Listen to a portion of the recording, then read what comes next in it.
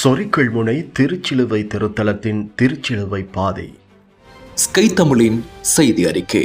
கிழக்கு மாகாணத்தில் பழமை வாய்ந்த அம்பாறை சொரிக்கல்முனை திருச்சிலுவை திருத்தலத்தின் இயேசுவின் பாடுகளை நினைவு கூறும் திருச்சிலுவை பாதை பெரிய வெள்ளிக்கிழமையான இன்று சிறப்பாக இடம்பெற்றது.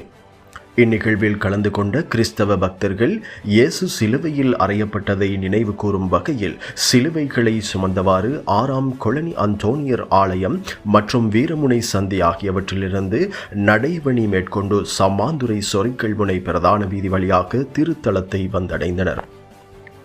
சொரிக்கல்முனை திருச்சிலுவை திருத்தலத்தின் பங்கு தந்தை ஜீனோ சுலக்சன் அடிகளார் தலைமையில் இடம்பெற்ற இந்நிகழ்வில் திருகோணமலை, மட்டக்களப்பு, அம்பாறை, மலையகம் உள்ளிட்ட நாட்டின் நாலாபுறமிருந்தும் 1000க்கும் அதிகமான மக்கள் கலந்து கொண்டு தமது நேர்த்திக் கடனை நிறைவேற்றினார்கள்.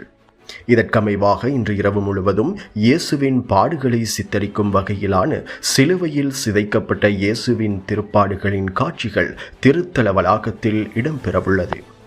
இயேசுநாதர் அறையப்பட்டு மரணித்த திருச்சிலுவையின் ஒரு பகுதி இந்தியாவில் உள்ள கோவை நகரிலிருந்து எடுத்து வரப்பட்டு சொரிக்கல்முனை திருச்சிலுவை திருத்தலத்தில் பாதுகாக்கப்பட்டு வருவது இவ்வாலயத்தின் சிறப்பம்சமாகும்.